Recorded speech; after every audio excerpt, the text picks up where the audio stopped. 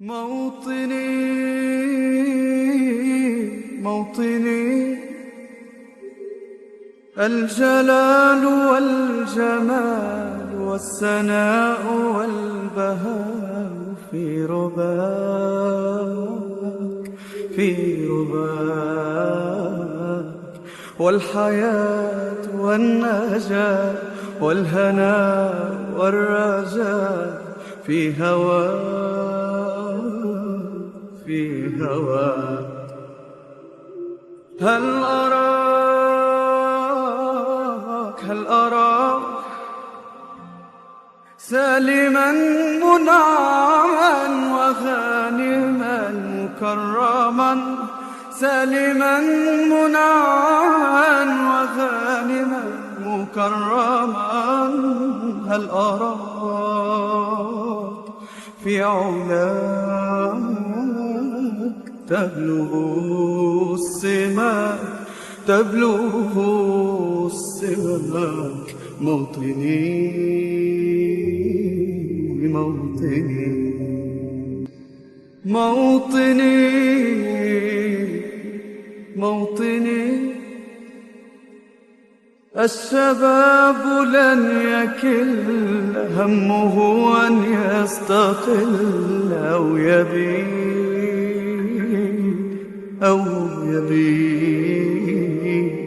نستقي من الردى، ولن نكون للعدا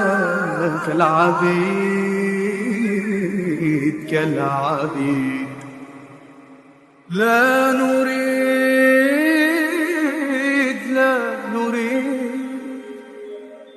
ذلنا المؤبدا وعيشنا المنكدا، ذلنا المؤبدا وعيشنا المنكدا. لا نريد بل نعيد مجدنا التالي مجدنا التالي. موطني موطني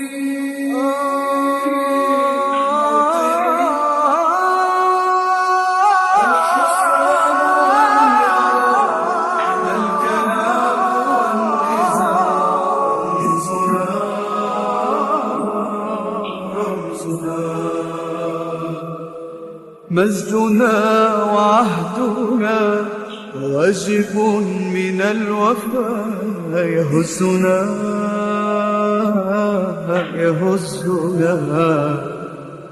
عزنا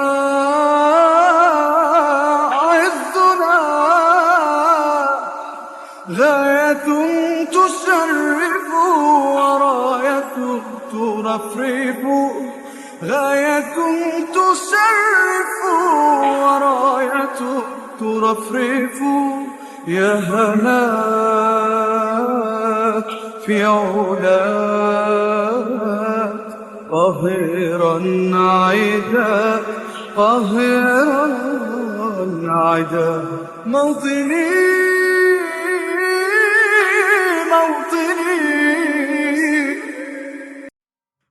موطني موطني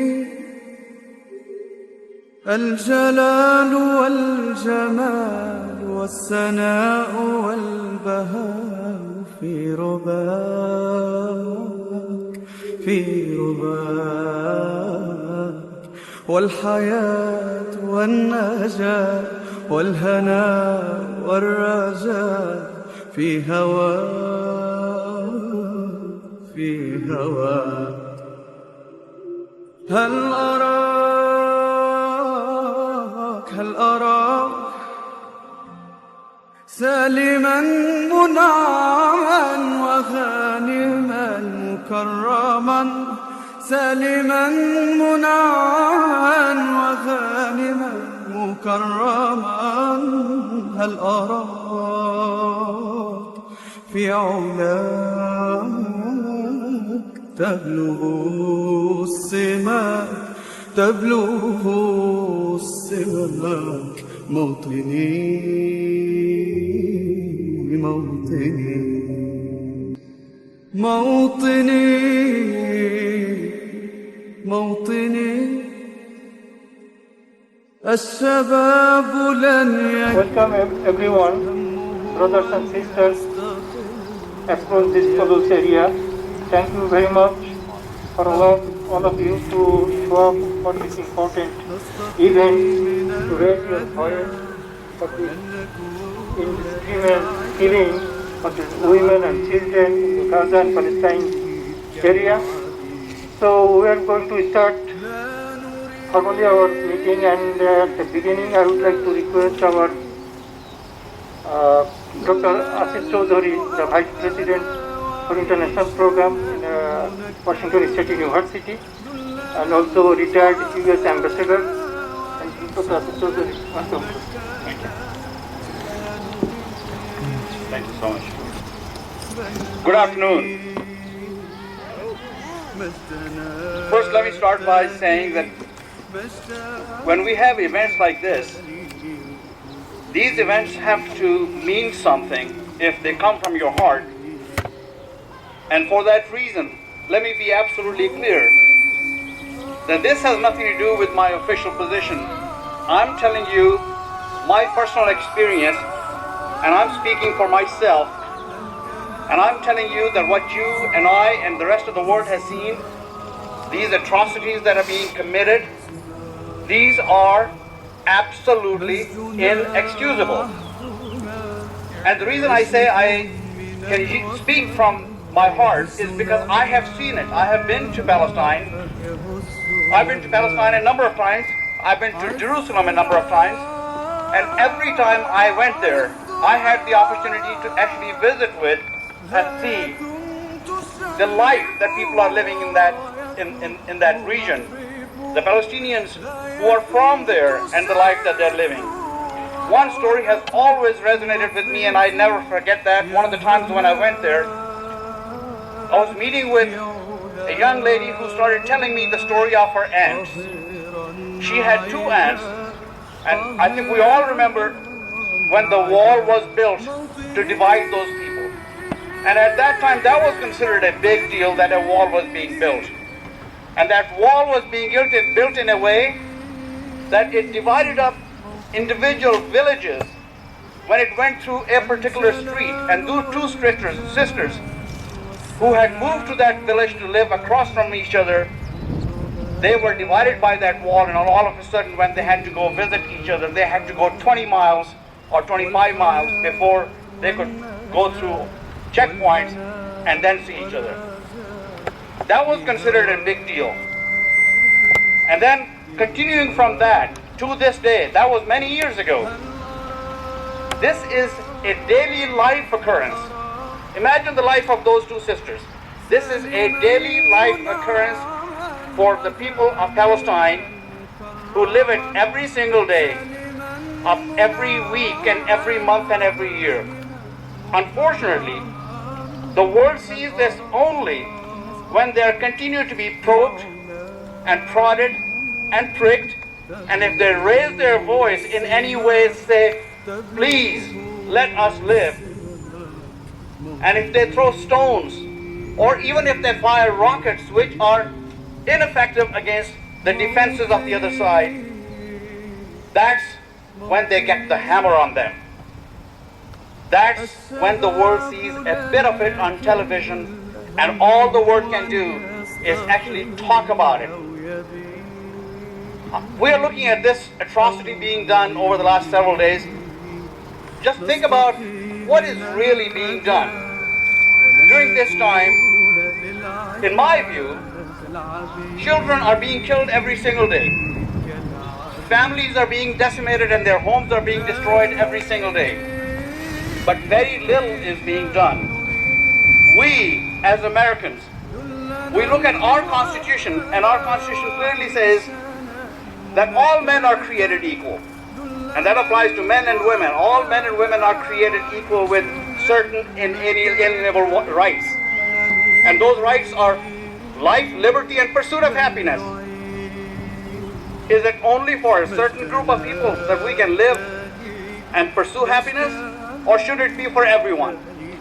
In my view, I think it's important that we all stand up when we see this kind of injustice being done, and we all stand up and demand that the same rights of life and liberty and access to basic rights of food and water and looking for a better life for their children should be made available, and everybody should have access to it.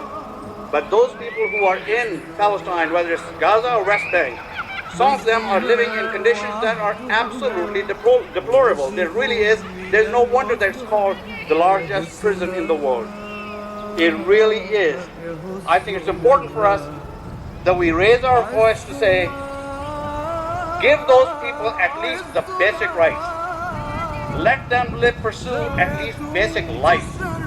Let them pursue basic happiness and economic opportunities, ability to travel, see their brothers and sisters, and above all, not be kicked out of their homes, or either whether they're inside their homes or outside, not destroy their homes while they are there.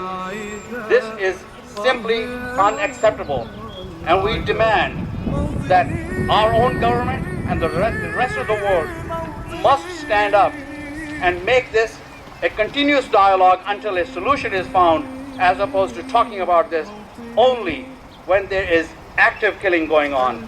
That is the tragedy of this particular conflict, because it comes in snippets and then we forget about it. Let's not forget about it. Let's remember it every single day so that we can make sure that those 6 million people have the same rights as the rest of the world to be basic humans, so that they can live like anybody else with the same rights and same access to economic opportunity, to food and water, to home, and simply be able to raise their families in peace. Thank you. Thank you.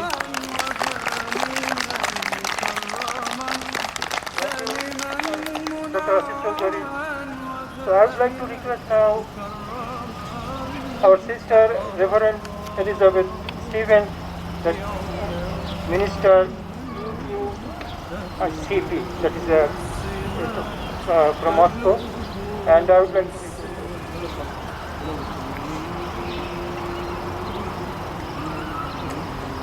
Thank you. I am a pastor, and when I read the news accounts of the spark that started this particular conflagration, the spark was police force, Israeli police, going into a mosque and cutting the wire to the sound system on Ramadan. And the equivalent for those of us who identify as Christian is somebody walking in the middle of our Easter service and cutting the wires to our sound system. The freedom to practice our religion is foundational and sacred. And my faith teaches that no person, no body, no government has the right to keep us apart from the God of our heart. So I want to take just a minute now to take a few deep breaths and to touch in with the God of your heart, whatever name you give to that God.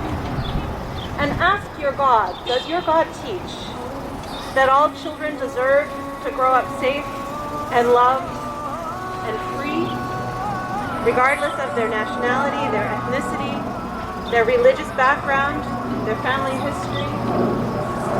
Does your God teach you that all children deserve to grow up safe and free and loved? It's a question.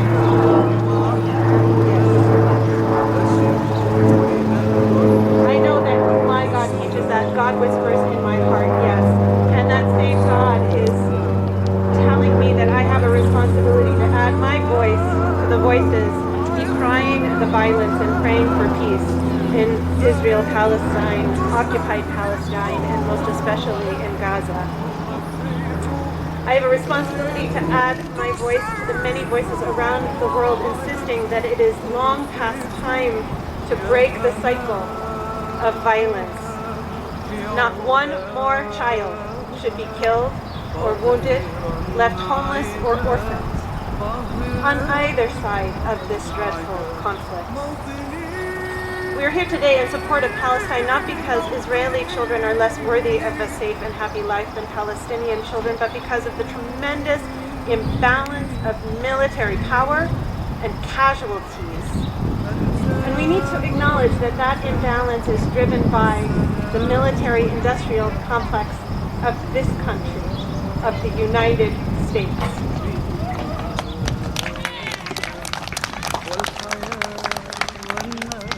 I also want to take a moment to recognize that the human sickness that is settler colonialism is familiar to those of us who live here in the United States, because we too live on stolen ground, land taken here from the Nemi pool called the Nez Perce, the Palouse, the Shishum, through bloodshed, genocide, and trickery.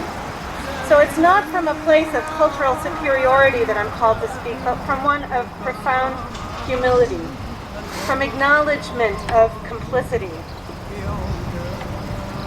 Now, we here gathered today on the Palouse, we know that it is possible to accept responsibility for our tragic history, to build bridges with the tribes whose land we inhabit.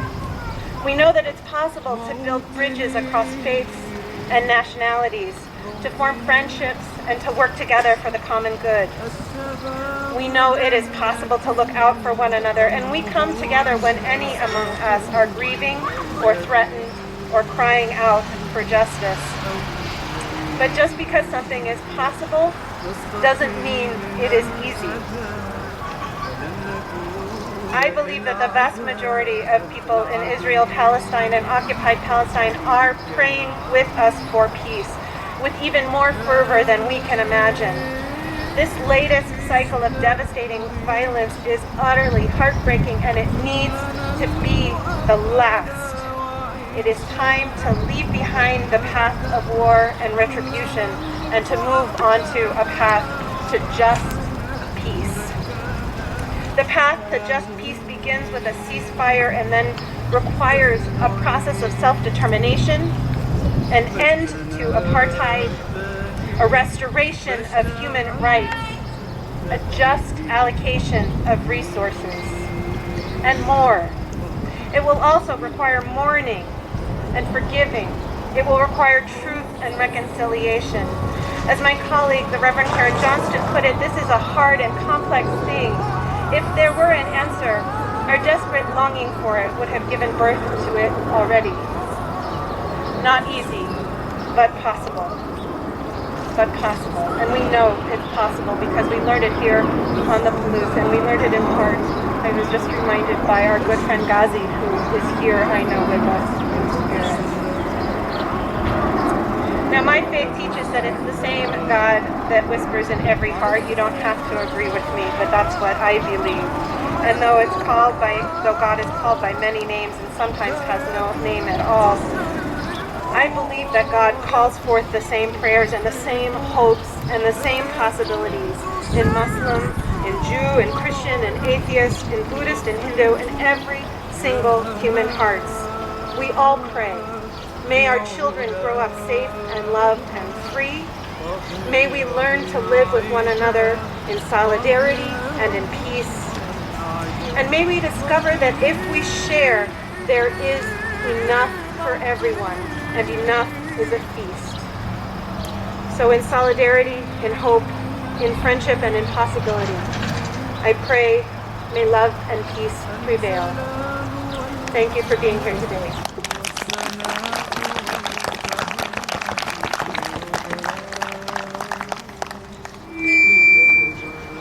Thank you, Sister Elizabeth Stephen.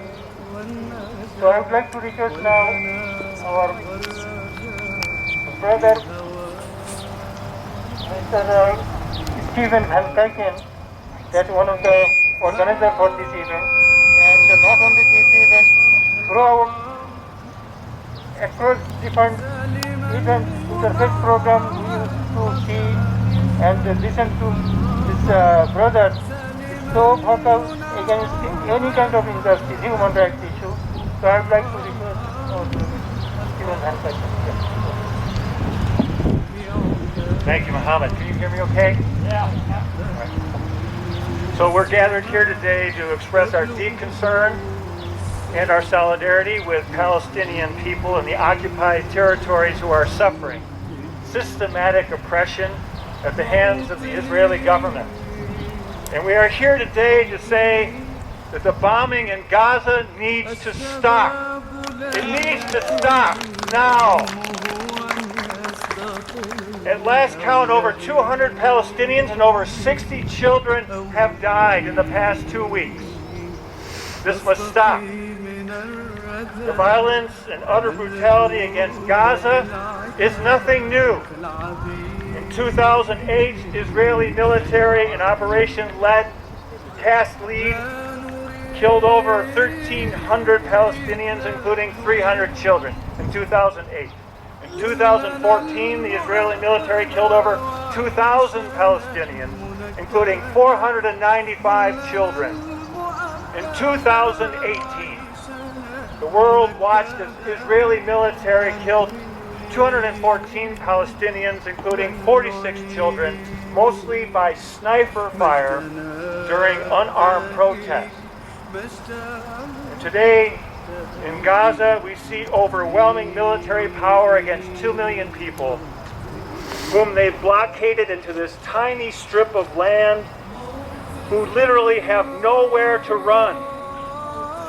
For 13 years of this blockade, Gaza has resembled, as was mentioned earlier, the world's largest open-air prison, where the population is confined, it has no freedom of movement. The suffering is unimaginable. There's 45% unemployment. 98% of the groundwater is unsuitable for drinking. Many children suffer from malnutrition, from food scarcity. Often the electricity is only on for 2 to 4 hours a day. Medical care is insufficient, and when you have medical care that needs specialized treatment, most people are not allowed to leave Gaza for that treatment. Much of the farmland within Gaza and the coastline is blocked off by Israeli military for security zones. Created in 1949, this 140 square mile piece of land had less than 80,000 residents. It was seized by the Israeli military in 1967, and refugees from cities and villages were expelled from their homes by Zionist military forces, and they flooded into Gaza, and it's now one of the most densely populated strips of land in the world. In the other occupied territories, such as East Jerusalem and the West Bank and the Negev, Palestinians are denied many rights of citizenship. They are subjected to unfair military courts. Their freedom of movement is restricted, and their homes and their land is routinely seized and taken from them by Israeli settlements. Human Rights Watch and other organizations and many individuals, such as former President Carter and Archbishop Desmond Tutu, have characterized Israel now as an apartheid regime, and we should not mince words. It's an apartheid regime. This government, like the former government of South Africa, is marked by systemic oppression and inhumane treatment with the intent to maintain domination over a racial group within its borders. And so we are here to say that Palestinian rights matter and Palestinian lives matter. Now, of course, we condemn violence on both sides. But we need to acknowledge that this is an asymmetrical relationship, that Israel has an overwhelming superiority in military force while Palestine's weapons are ineffective and they are virtually defenseless. The amount of violence waged by Israel cannot be morally justified. It is not necessary, and many of the other efforts for peace have gone untried.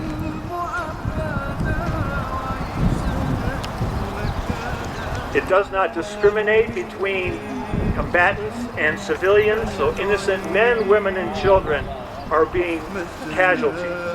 I've heard accounts of families, lately in the news, I've heard accounts of families deciding that they need to sleep together in one room at night because either they're going to live together or they're going to die together.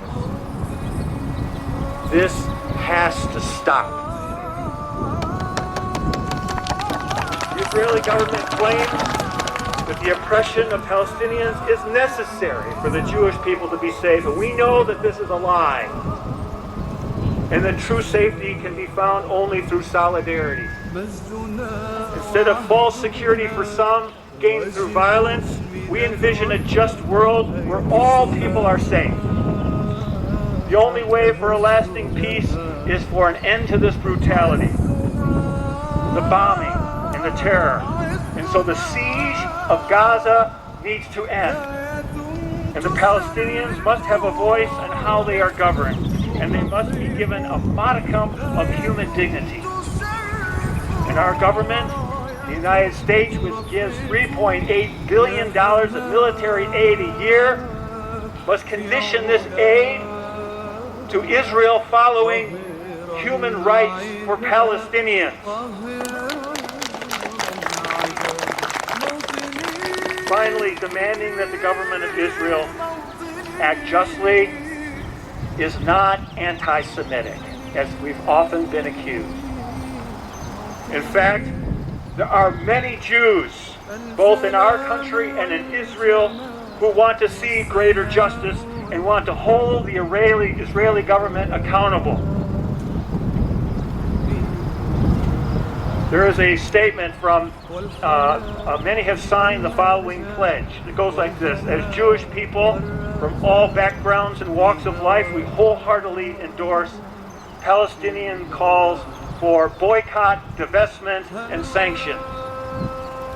The call urges us to apply the same nonviolent pressure used to end South African apartheid to Israel until the Israeli government complies with international law by meeting three demands. First, ending its occupation and colonization of Arab lands occupied after June of 1967. Second, recognizing the fundamental rights of Arab Palestinian citizens in Israel with full equality. And third, respecting, protecting, and promoting the rights of Palestinian refugees to return to their homes and properties as stipulated in the UN Resolution 194. And this pledge says this call for basic rights and freedom is in line with the highest ethical teachings and texts of our traditions. By signing this pledge, we are calling on everything within Jewish tradition that values life, above all else. And I want to leave you with some words of another Jewish rabbi, a friend of mine. His name is Brant Rosen. And he has a congregation in Chicago. And he wrote this. It's called A Lament for Gaza. And he's writing out of his own Jewish perspective, and he's grieving over what he has seen Israel become. Gaza weeps alone, bombs falling without end, her cheek wet with tears. A widow abandoned, imprisoned on all sides, with none willing to save her. We who once knew oppression have become the oppressors. Those who have been pursued are now the pursuers. We have uprooted families from their homes. We have driven them deep into a desolate place, this narrow strip of exile. All along the roads there is mourning. The teeming marketplaces have been bombed into emptiness. The only sounds we hear are cries of pain, sirens blaring, drones buzzing, bitterness echoing into the black vacuum of homes destroyed and dreams denied. We have become Gaza's master, leveling neighborhoods with a mere touch of a button. for her transgression of resistance. Her children are born into captivity. They know us only as occupiers, enemies to be feared and hated. We have lost all that was once precious to us. This fatal attachment to our own might has become our downfall. This idolatrous veneration of the land has sent us wandering into a wilderness of our own making. We have robbed Gaza of her deepest dignity, plunged her into sorrow and darkness. Her people crowd into refugee camps, held captive by fences and buffer zones, gunboats, mortar rounds, and Apache missiles. We sing of Jerusalem to a free people in their own land, but our song has become a mockery. How can we sing a song of freedom, imprisoned inside behind walls we have built with our own fear and dread? Here we sit, clinging to our illusions of comfort and security while we unleash hell on earth on the other side of the border. We sit on hillsides and cheer as our explosions light up the sky, while far below, whole neighborhoods are reduced to rubble. For these things I weep, for the toxic fear we have unleashed from the dark places of our hearts, for the endless grief we are inflicting on the people of Gaza.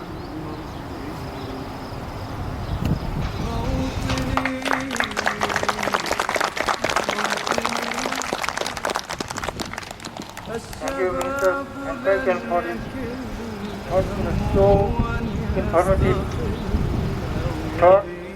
Finally, I would like to request our respected Imam of the Pullman Islamic Center, which belongs to Pullman Islamic Association, Dr. Raed Alsawaier.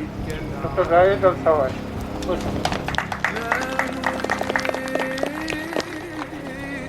First of all, I'd like to thank all of you for this show of solidarity and support for this cause.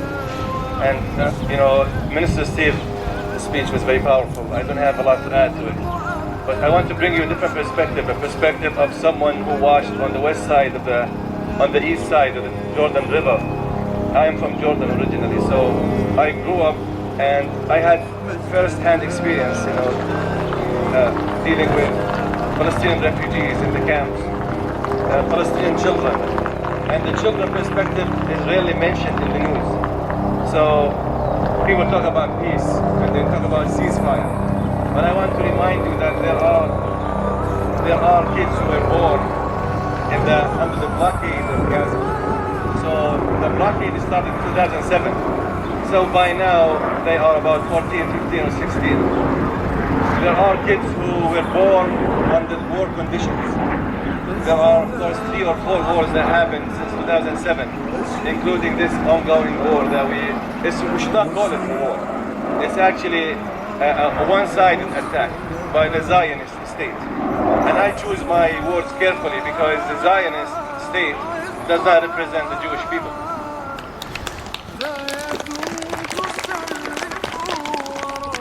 The Zionist state actually hijacked, the idea of Judaism and some of the principles in the Old Testament and some of the peace principles and the honor of life itself. And they claim that they represent all the Jewish people, but they don't. We have many Jewish supporters, like Steve mentioned in this beautiful poem that we just listened to. And I have many Jewish friends in this Palouse community who are very supportive of the cause of the Palestine cause. But back to the children. When they talk in psychology and child behavior, the specialists, they talk about post-stress and pre-stress, post-traumatic stress, and all of these terms. These terms do not apply for the children of Gaza because stress is ongoing in Gaza. Those children were born in stressful conditions. And they give you an example of a stressful condition is the same level of stress that you show when a truck is coming to you at full speed. That is the same level of stress the children of Gaza are experiencing. Children are not sleeping anymore. And so are the families, the Palestinian families. So people say, what is the origin of all of this? And why would Gaza fire rockets at Israel? We have to understand that Jerusalem has been a capital, universal capital city for so many religions, so many people. In the Israeli court, you can file a claim that this house belongs to you if you can produce enough documents. This all sounds fine, because this applies to all courts. All courts accept claims, as long as you have evidence to support your claims. But here's the problem. The problem is that if you are Palestinian in Jerusalem, and you have documents showing that you own this piece of property, and you have documents going back to the Ottoman Palestine, the time when the Ottomans were there, you cannot file it in court, because the court will only accept documentation filed by Israelis. Isn't this amazing? So the court is only one-sided court. The court accepts filing by Israeli citizens, and this is what happened in Sheikh Jarrah neighborhood. This is a Palestinian neighborhood in Jerusalem, where all of this started back on May 6th. So on May 6th, the Israeli court ruled that those settlers have the right to kick people out from their homes, based on documents they presented. And these documents are, like I said, one-sided.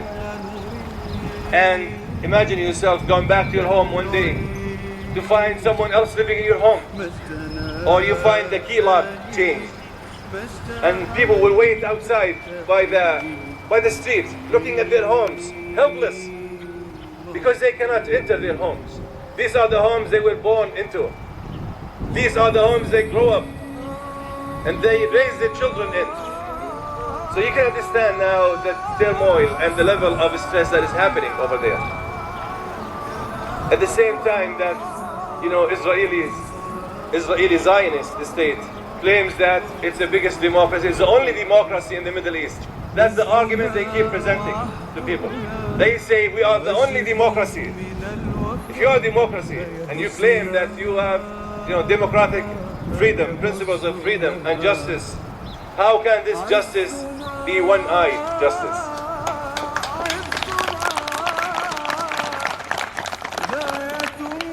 How can this justice favor some people over the others?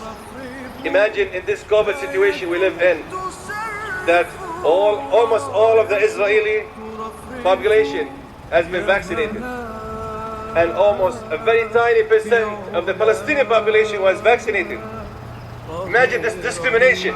So the whole Zionist state was established on principles of discrimination. Is truly an apartheid, like Minister Steve was saying. And this discrimination is blind. It does not distinguish between those who are fighting back and the civilians. It does not discriminate between men, women, children, elderly. It treats all the Palestinians are the same. Now if you go to Gaza, Minister Steve elaborated a lot on the situation in Gaza. But Gaza is more than that. So we have levels of displacement, levels of unemployment that are unprecedented.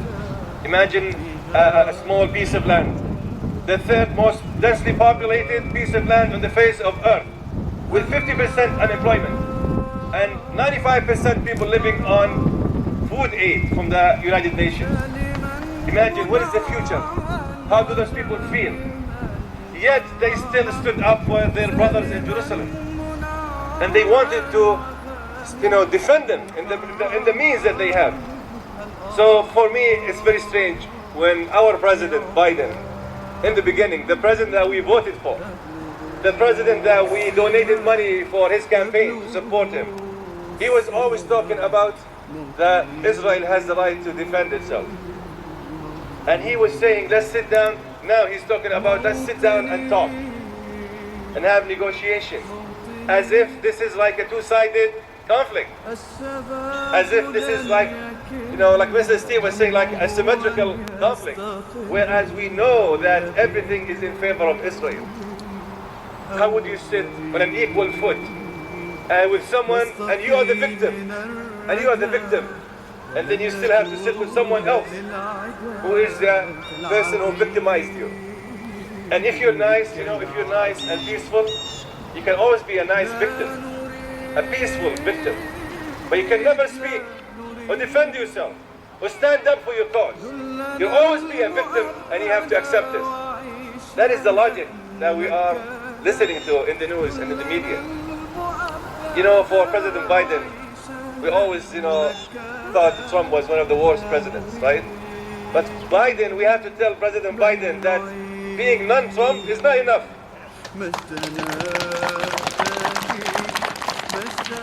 It's not enough to say that I'm different when you are acting in the same manner. You are giving Israel the green light to carry on and kill people. Even though, sometimes you say, let's sit down, let's have a ceasefire. Speaking about ceasefire, by the way, you know who is the last one who called for ceasefire?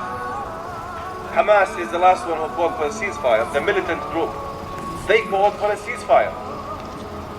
And Israel, Netanyahu, said, no, we will not have a ceasefire until we settle things down. What do you mean, settle things down? Like wipe out the people of Gaza? Kill everyone there so that you have a peaceful state.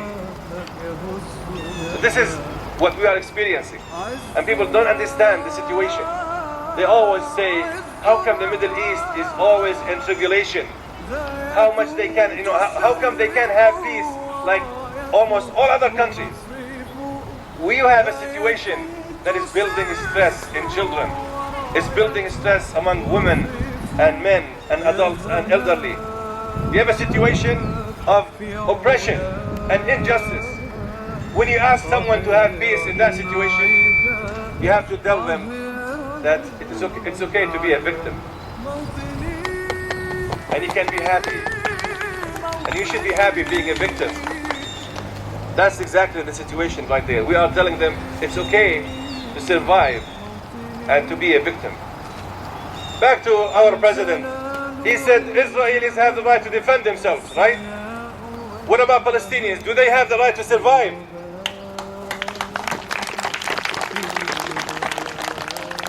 Do they have the right to have normal life?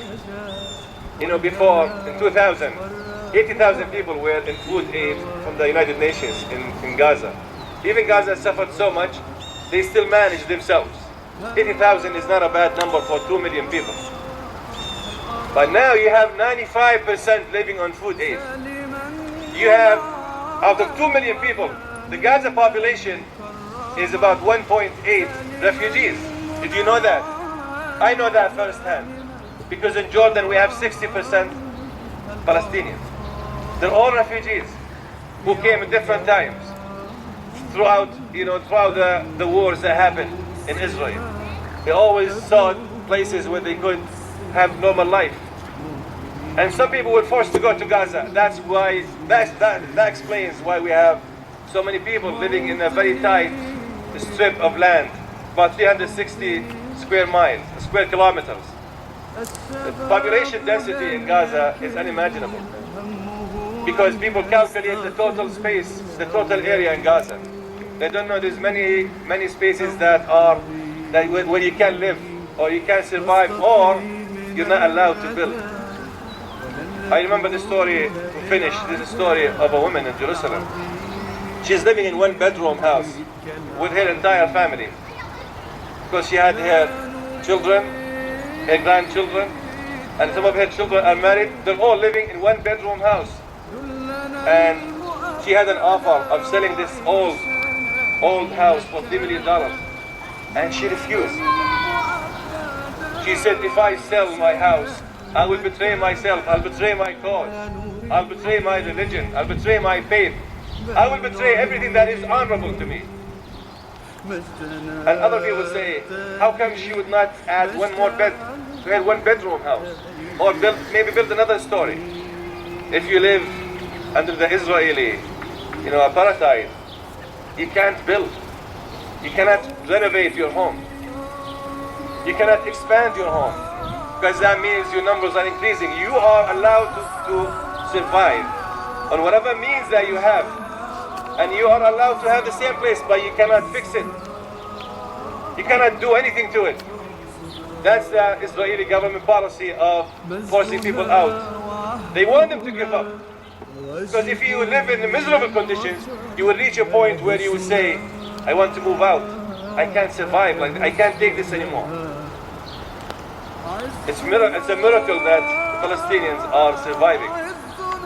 You know, we learn so much from Palestinian women especially. They amaze me at how much strength they have. When this Palestinian woman came out and she said, I lost all my 5 children except for one in this conflict. They all died.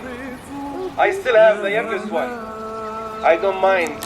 I don't want to spare my last one for this conflict. If this conflict could be solved with the death of my last son, I will sacrifice my only son left for that.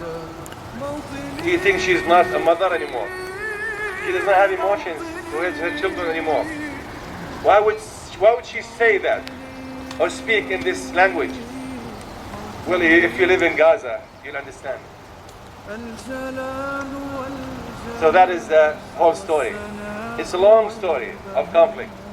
And people who are watchers from outside, they don't realize what's happening. Maybe we hear it from the news, and it's one-sided news all the time in the media about what's happening. We don't understand the reality of the situation until we spend some time doing a little bit of research. It does not take too much of research, just a little bit to understand. Thank you so much.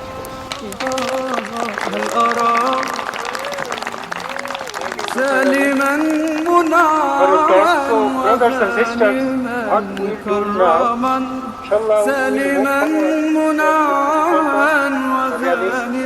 we have our banner in the front row, and then we will follow this banner. And also there is a chanting, the slogan, there is the second that has is distributed among our brothers and sisters.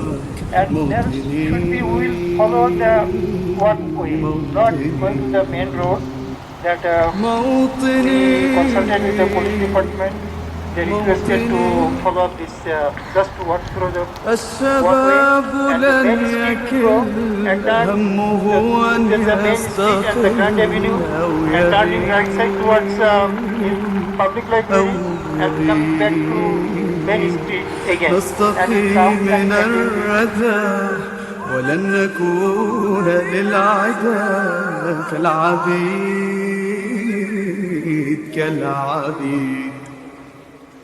لا نريد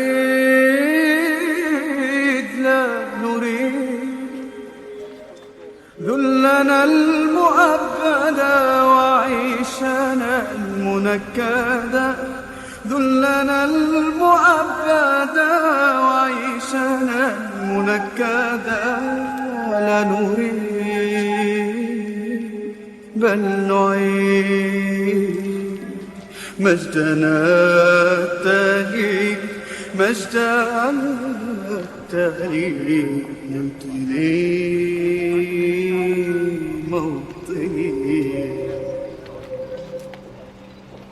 موطني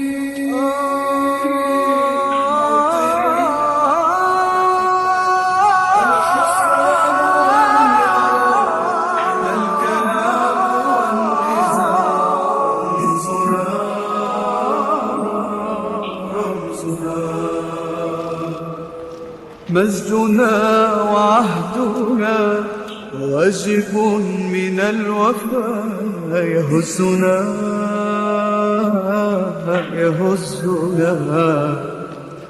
عزنا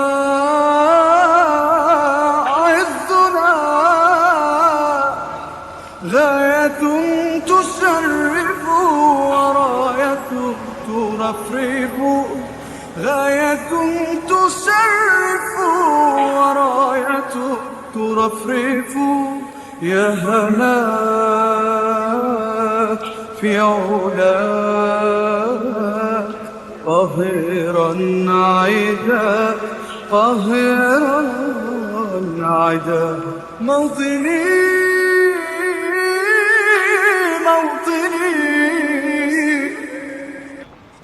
موطني موطني الجلال والجمال والسناء والبهاء في رباك في رباك، والحياة والنجاة والهناء والرجاء في هواك في هواك. هل أراك سالما منعما وغانما مكرما، سالما منعما وغانما مكرما. هل أراك في علاك تبلغ السماء تبلغ السماء موطني موطني موطني موطني. الشباب لن يكل همه أن يستقل أو يبي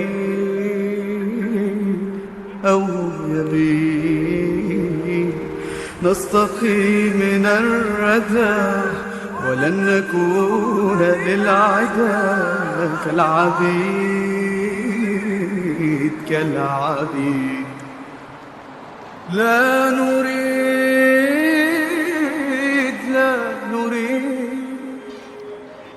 ذلنا المؤبدا وعيشنا المنكدا، ذلنا المؤبدا وعيشنا المنكدا.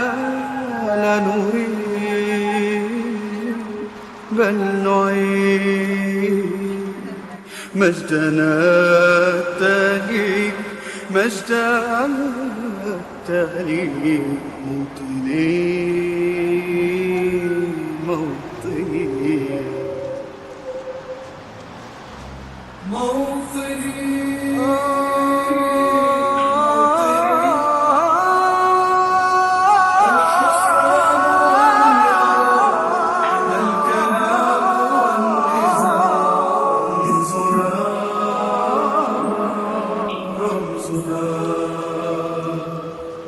مجدنا وعهدنا واجب من الوفاء يهزنا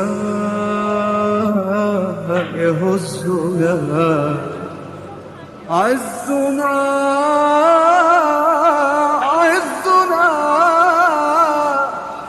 غاية تشرف وراية ترفرف، غاية تشرف وراية ترفرف. يا هناك في علا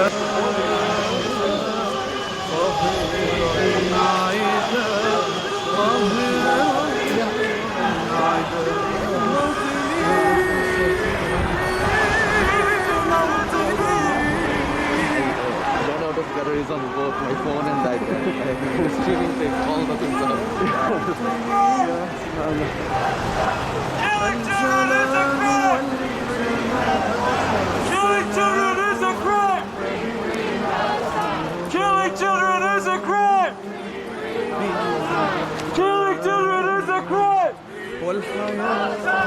Killing children is a crime! Killing children is a crime! Killing children is a crime! Free Palestine! Killing children is a crime! Free Palestine! Killing children is a crime! Free Killing children is a crime! Free Palestine! Killing children is a crime! Killing children is a crime! Free Palestine! Killing children is a crime! Free Palestine! Killing children is a crime! Free Palestine! تبلغ السماء تبلغ السماء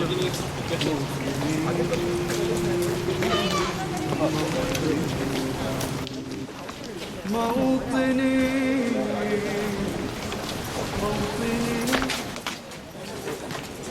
الشباب لن يكل همه أن يستقل From the river to the sea, Palestine will be free. From the river to the sea, Palestine will be free. Palestine will be free. Palestine will be free. Palestine will be free. Palestine will be free. Palestine will be free. كلنا المؤبد وعيشنا منكدا كلنا المؤبد Palestine will be free. Palestine will be free. Palestine will be free. Palestine will be free.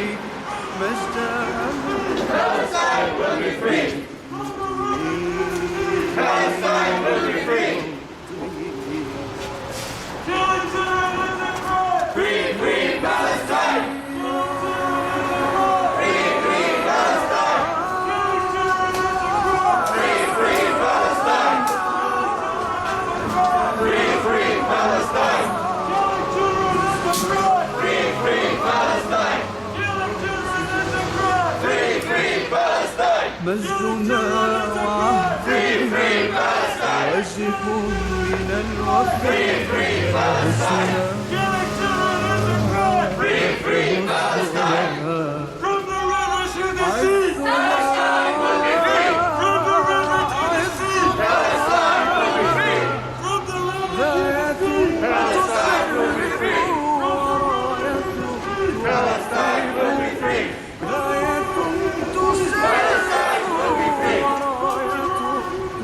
Palestine will be free. Free, free Palestine. Free, free Palestine. Free, free Palestine. Free, free Palestine. Free, free Palestine. Free, free Palestine. Free, free Palestine. الجلال والجمال والثناء والبهاء في رباء والحياة والنجاة والهناء والرجاء في هواء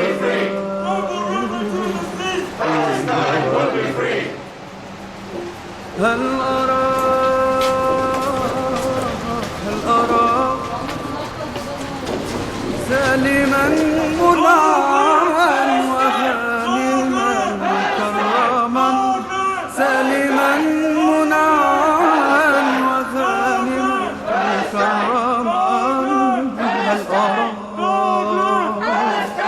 في علاه تبلغ السماء تبلغ السماء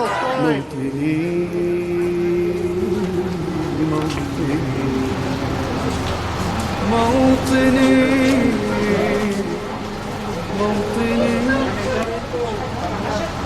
الشباب لن يكل همه أن يستقل أو يبيد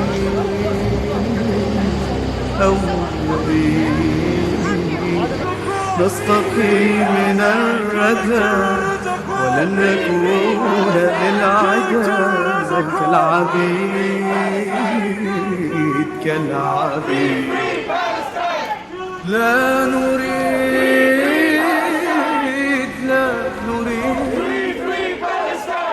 ذلنا المؤبد وعيشنا المنكد ذلنا المؤبد وعيشنا المنكد لا نريد بل نعيد مجدنا التاريخ مجد التاريخ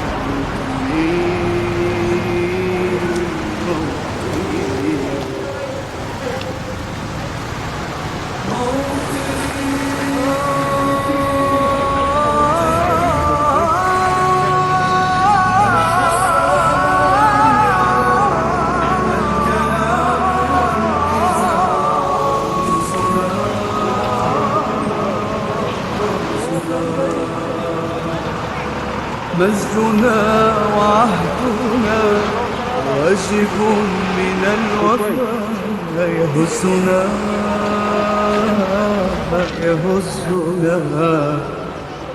عزنا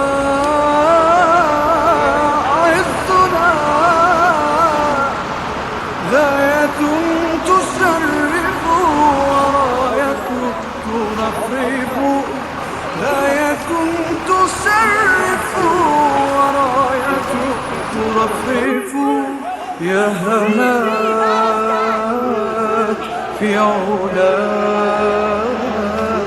قاهرا عدا قاهرا عدا موطني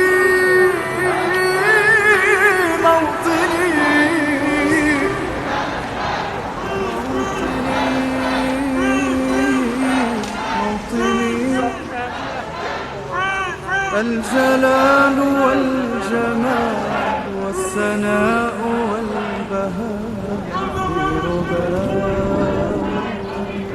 في رباء والحياة والنجاة والهناء والرجاء في هواء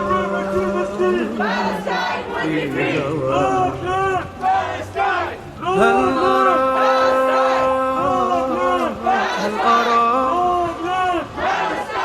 سالما منعما وغانما مكرما سالما منعما وغانما مكرما هل أرى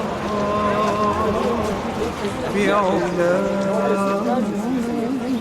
تبلغ السماء تبلغ السماء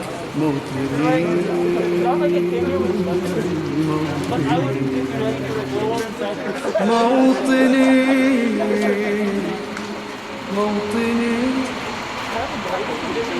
الشباب لن يكل همه أن يستقل أو يبين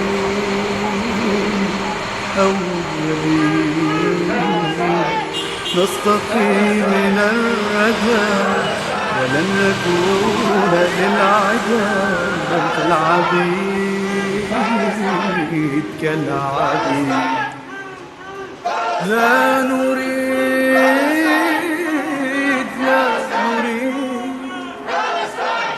ذلنا المعبدا وعيشنا المنكدا ذلنا المعبدا وعيشنا المنكدا ولا نريد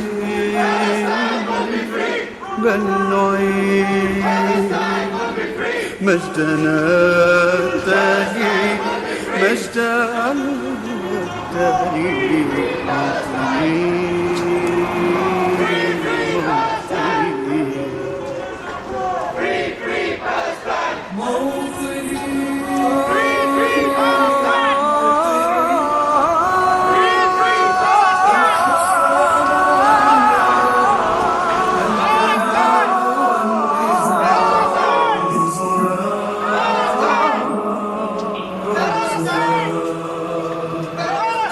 مجدنا وعهدنا واجب من الوفاء يهزنا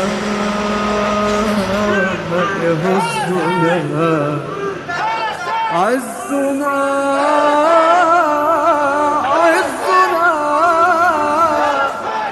غاية تشرف وراية ترفرف غاية تشرف وراية ترفرف يا همات في علاك قاهرا عدا قاهرا عدا موطني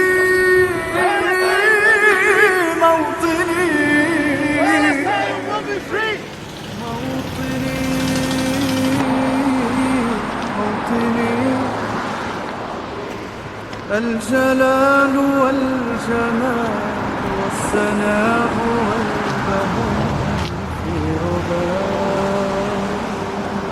في هواك، والحياة والنجاة والهنا والرجاء في هواك، في هواك. هل أراك سالما منعما وغانما مكرما، سالما منعما وغانما مكرما. هل أراك في علاك تبلغ السماء، تبلغ السماء موطني، موطني، موطني. الشباب لن يكل همه أن يستقل أو يبيد، أو يبيد. نستقي من الردى ولن نكون للعدا كالعبيد، كالعبيد. لا نريد، لا نريد ذلنا المؤبدا وعيشنا المنكدا، ذلنا المؤبدا وعيشنا المنكدا. لا نريد بل نعيد مجدنا التالي، مجدنا التالي. موطني، موطني، موطني.